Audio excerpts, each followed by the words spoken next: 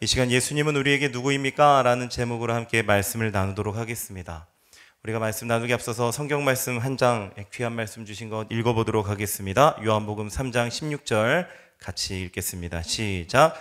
하나님이 세상을 이처럼 사랑하사 독생자를 주셨으니 이는 그를 믿는 자마다 멸망하지 않고 영생을 얻게 하려 하심이라. 아멘. 이 말씀 가운데 독생자를 주셨다라고 말씀하고 있습니다. 이 독생자를 주셨다라는 것은 하나님께서 자기 외아들을 십자가에 내어 죽이는 것을 의미합니다. 자기 독생자를 십자가에 죽이기로 작정하셨다라는 그런 말씀입니다. 예수님을 십자가에 죽이는 것은 하나님의 단호한 뜻이셨습니다. 사도행전 2장 3절 말씀을 같이 읽어보면 같이 읽겠습니다. 시작. 그가 하나님께서 정하신 뜻과 미리 아신 대로 내준 바 되었거늘 너희가 법 없는 자들의 손을 빌려 못 박아 죽였으나. 아멘. 하나님께서 미리 알고 그리고 정하신 뜻에 따라서 예수님은 십자가에 달려 죽으셨습니다. 그러므로 이것은 하나님께서 미리 작정하신 일인 거죠. 이 세상을 구원하기 위해서 자기 아들을 십자가에 죽이면 안 된다라는, 죽이지 않으면 안 된다라는 분명한 판단 아래 하나님께서 내리신 결론입니다. 그렇다면 왜 하필이면 왜 십자가의 죽음일까요? 다른 죽음도 참 많습니다. 근데 왜 하필이면 제일 잔혹하다는 십자가의 죽음을 택하셨을까? 갈라디아서 말씀 3장 13절 말씀을 보면 그리스도께서 우리를 위하여 저주를 받은 바 되사 율법의 저주에서 우리를 속량하셨으니 기록된 바 나무에 달린 자마다 저주 아래에 있는 자라 하였음이라 라고 말씀합니다. 나무에 매다는 것, 구약시대에 악한 사람들을 사형에 처할 때 여러 가지 방법이 있었습니다. 그 중에 특별히 저주스러운 죽음을 당해야 되는 그런 저주받은 사람들에 대해서, 악한 저주받은 사람들에 대해서는 나무에다 매다는 것이, 그것이 구약의 법이었습니다. 나무에 매다는 것, 이것이 저주의 상징인 것입니다. 그렇다면 왜 하나님께서 예수님을 십자가에 꼭 매달아야 하셨을까? 우리 모두가 율법의 저주 아래 갇혀있기 때문에 예수님께서 저주의 죽음을 당해야 될 입장에 있었기 때문에 그렇습니다. 너희는 마음을 다하고 뜻을 다하고 목숨을 다하고 힘을 다하여 누구를 사랑하라 하셨습니까? 하나님을 사랑하라 하셨습니다. 그런데 이것이 율법의 명령입니다. 그런데 우리는 거꾸로 내 마음을 다하고 뜻을 다하고 목숨을 다해 누구를 사랑했습니까? 나를 사랑해 왔다라는 것이죠. 너희는 내 몸과 같이 누구를 사랑하라? 이웃을 사랑하는 거예요. 그러나 우리는 이웃을 사랑하기 전에 항상 나만을 먼저 사랑하는 것입니다. 그러니까 우리는 온통 타락하여서 죄만을 짓기 위해서 세상에 태어난 그런 존재들이었습니다. 죄만 짓다가 인생을 끝내야 하는 것이 우리의 입장이었습니다. 결국 율법이 명령하는 하나님의 뜻에 대해서 철저하게 불순종하고 불복종했기 때문에 이 불순종과 불복종이 뒤따르고 있는 저주의 죗값을 물으시는 하나님의 철저한 저주만 우리에게 남아 있었습니다. 그래서 율법의 저주 아래 놓였다라고 말하는 것입니다. 저주의 죗값을 물으시는 하나님의 저주가 남아있는 거예요. 그런데 이 율법의 저주 아래 놓여있는 우리를 하나님께서 불쌍히 여겨서 구원하시려 하는 거예요. 그렇다면 율법의 저주를 누군가는 대신 받아야 하는 것입니다. 이 저주를 대신 받아도 그냥 적당히 받고 끝나는 것이 아닙니다. 저주받은 자 대신에 죽어줘야 하는 것입니다. 이것이 십자가의 저주의 죽음입니다. 성경을 보면 예수님께서는 자신이 저주의 그 죽음을 십자가에서 죽어야 된다라는 것을 잘 알고 계셨습니다. 왜 이토록 십자가에서 저주스러운 죽음을 당하도록 하나님께서는 예수님을 그렇게 하셨을까요? 하나님께서 우리를 너무나도 사랑하셨기 때문에 그렇습니다. 하나님은 그래서 십자가의 죽음을 미리 계획하시고 실행에 옮기기 시작하신 거예요. 하나님께서 세상을 사랑하셔서 구원하시기로 마음먹으시고 그 일을 완성하기까지 하나님은 쉬지 않고 하나님의 일들을 이루어 가시는데, 이처럼 하나님이 자신의 일을, 자기의 일을 이루어 가시는 그 과정을 전부 다 일컬어서 섭리라고 하는 단어를 사용합니다. 섭리. 하나님의 섭리. 이 하나님의 섭리라는 것은 성경에는 없는 것입니다. 신학적인 용어예요. 근데 우리가 다 알아야 될 용어입니다. 하나님은 모든 일을 섭리하십니다. 목적을 두시고 그 다음에 과정을 다 미리 정하시고 그 뜻에 따라서 이끌어 가십니다. 이것이 섭리입니다. 오늘 본문의 빌라도 재판 과정과 대제사장과 그 무리들이 예수님을 빌라도에게 끌고 갈 때 했던 많은 일들이 있고 행동들이 있습니다. 등장하는 사람들의 그 모습들을 보면 하나님의 섭리가 십자가를 통해서 어떻게 나타났는지 우리가 찾아볼 수가 있습니다. 먼저 우리가 본문에서 봤던 대제사장 가야바와 그리고 그를 따르는 무리들을 보면 그들은 새벽에 불법적으로 예수님을 재판했습니다. 예수님을 기소하고 당시 로마 제국의 총독으로서 유대 지역의 치안을 담당하고 있던 빌라도에게 넘겼습니다. 왜 넘겼습니까? 왜 빌라도에게 넘겼을까요? 예수님을 잔인하게 죽이기 위해서 그렇습니다. 그 당시 유대 나라는 로마의 속국이었습니다. 식민지였죠. 사형을 함부로 선고해서 사람을 죽일 수 있는 위치가 아니었습니다. 반드시 로마 정부의 허락을 받아야 되는 것입니다. 그런데 자기 나라의 어떤 종교적인 문제에 의해서 사람을 죽는 것은, 어쩌다 사람 죽는 거는 그냥 눈 감아 줬습니다. 정치와 어떤 통치에 대한 문제가 아니라 종교적인 문제니까 눈 감아 주는 거예요. 가장 좋은 예가 스데반 집사의 죽음입니다. 스데반 집사는 예수님을 증거하다가 돌에 맞아 죽었습니다. 로마 정부의 허락받고 죽인 게 아닌 것이죠. 사형이 집행된 것이 아니었습니다. 그렇지만 종교 문제였기 때문에 그냥 넘어간 거예요. 근데 예수님도 자신을 하나님의 아들이라 했습니다. 나는 하나님의 아들이다. 나와 하나님은 하나다. 나를 본 자는 하나님을 보았다라고 했습니다. 정확히 자신을 하나님으로 주장하셨는데 이 사실을 받아들일 수 없었던 이 유대 지도자들 눈에는 예수님은 철저히 신성모독을 하는 중범죄자입니다. 절대 가만히 둘 수가 없는 거죠.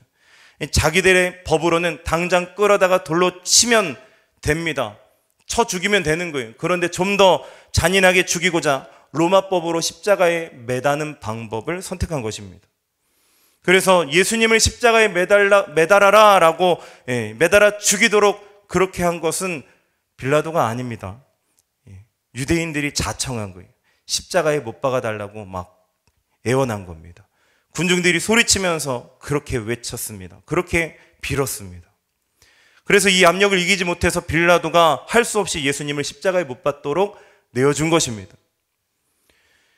유대 지도자들은 오직 예수님을 잔인하게 죽여 없애자라는 생각으로 빌라도를 찾았습니다. 처음에는 예수님을 행악자라고, 악을 행한 사람이라고 고소했다가 그것이 먹혀들지 않으니까 나중에는 세금을 바치지 말라고 그렇게 선동했다라고 그렇게 또 고소했다가 그것도 먹히지 않으니까 나중에는 자기를 왕이라고 해서 황제 가이사랴를 반역하려 했다라고 그렇게 몰아붙였습니다. 여기서 우리는 무엇을 보게 됩니까? 대제사장들과 그 추종자들이 그 가지고 있는 악한 증오 그리고 의도적인 악한 행동들을 통해서 하나님이 미리 예비해 놓으신 그 예정해 놓으신 뜻이 하나하나 이루어지고 있다는 것을 우리는 볼 수가 있습니다. 참 놀라운 하나님의 역사입니다.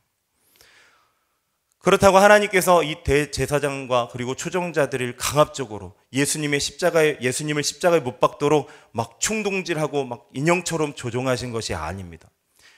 그들의 자유의지를 하나님께서 다 인정하시는 거예요. 그리고 자발적으로 악한 행동을 하도록 내버려 두셨습니다.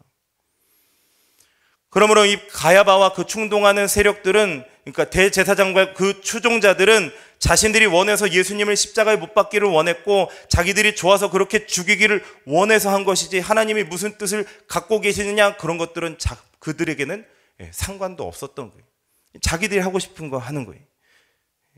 그런데 결국 그들의 증오와 잔혹함이 오히려 세상을 구원하시고자 하는 하나님의 뜻을 이루는 수단이 된 것입니다. 또 빌라도를 보면 빌라도를 한번 살펴보겠습니다. 빌라도는 사실 이 예수님의 소송권을 다루고 싶어 하지 않았습니다.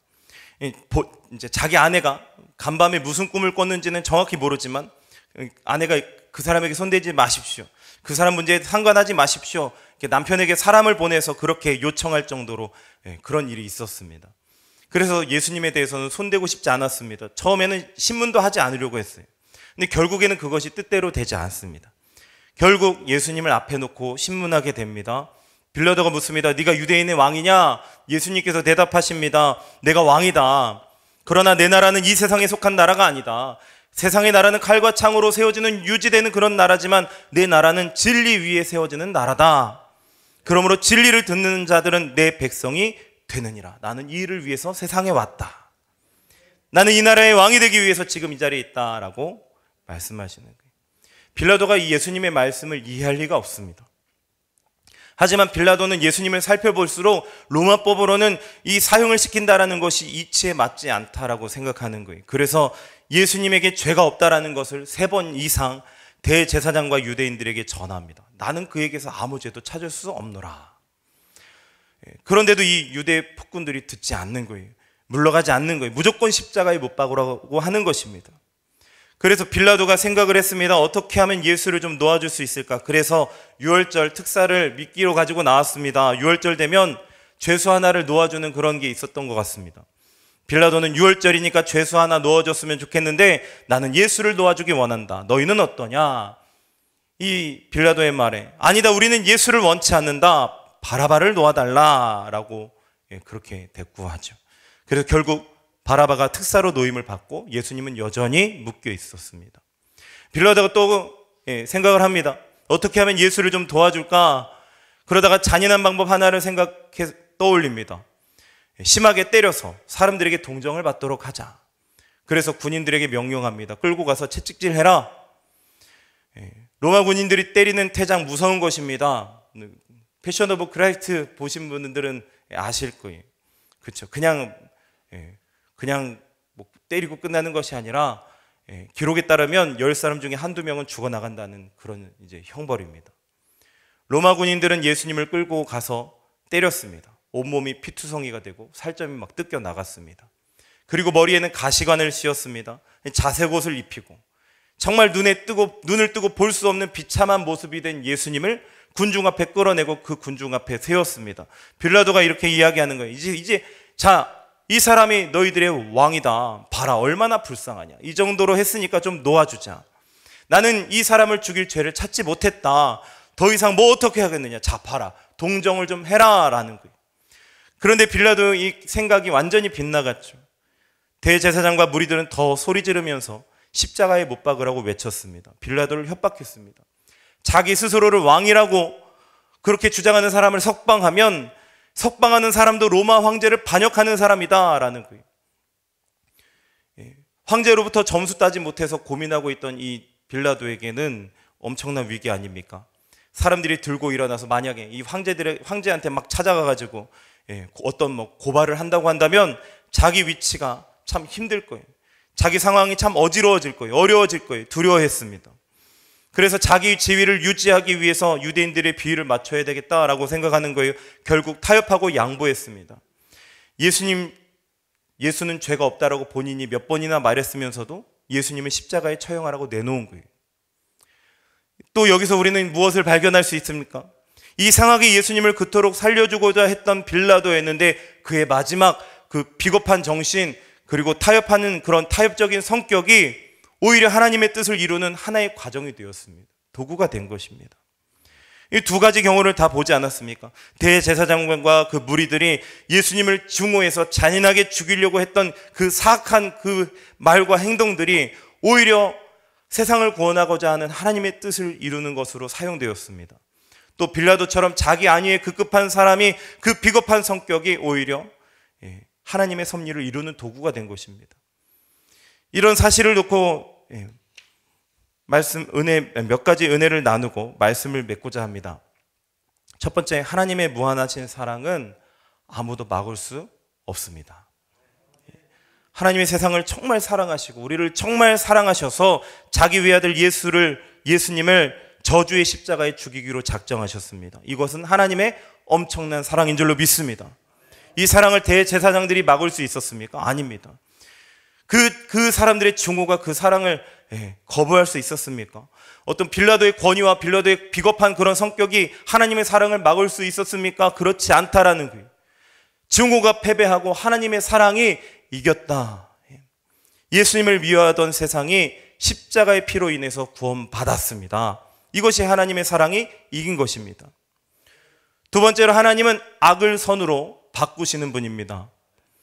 요셉은 30년 전에 형들의 악행으로 팔려갔는데 이 30년 후에 요셉에게 그 가정과 식구들에게 그 주변에 있는 민족들에게 그 형들의 악행이 선으로 돌아오리라. 누가 상상이나 했겠습니까? 그렇죠? 하나님께서 선하시고 사랑이 넘치는 하나님의 뜻을 이루기 위해서는 가끔 악하게 보이는 것들을 우리에게 허용하실 때가 있습니다. 그 이유가 무엇입니까? 그 악을 선으로 바꾸기 위해서입니다. 악한 곳에서 좋은 것을 낳기 위해서, 좋은 것을 열매 맺게 하고자 함입니다. 모든 것이 합력하여 선을 이루게 하기 위해서입니다. 그래서 선하신 하나님께서는 우리가 당하는 악을 선으로 바꾸십니다. 그렇기 때문에 내 앞에 있는 악을 볼 때마다 우리 성도님들 믿음을 가지시길 바랍니다. 하나님께서 인도하시는 줄 믿습니다. 세 번째로, 오직 예수님만이 우리를 율법의 저주에서 구원하실 구원자이십니다. 예수님만이 죄 없는 우리의 구원자이십니다. 십자가의 사건에 나타난 하나님의 놀라운 사랑의 섭리를 통해서 우리는 예수님이 구원자다라는 것을 명백히 확인할 수 있는 것입니다. 예수님께서 우리의 죄를 담당하셨습니다. 예수님께서 십자가의 그 저주를 당하지 않으셨다라고 한다면 우리는 저주에서 벗어날 수 없었을 것입니다. 그래서 예수님께서 하나님이 원하시는 영원하고 온전한 제사, 만족하시는 제사를 드리신 줄 믿습니다. 사랑하는 성도 여러분들, 꼭 고난주간뿐만이 아니라 우리 평생에 나 같은 저주받은 죄인을 구원해 주신 그 십자가의 주님을 우리가 생각할 수 있길 간절히 바랍니다. 그리고 수시로 십자가를 자랑하고 십자가를 기뻐하고 십자가 앞에 우리의 마음을 쏟아놓는 복된 우리 성도님들 되시기를 예수님 이름으로 간절히 축원합니다.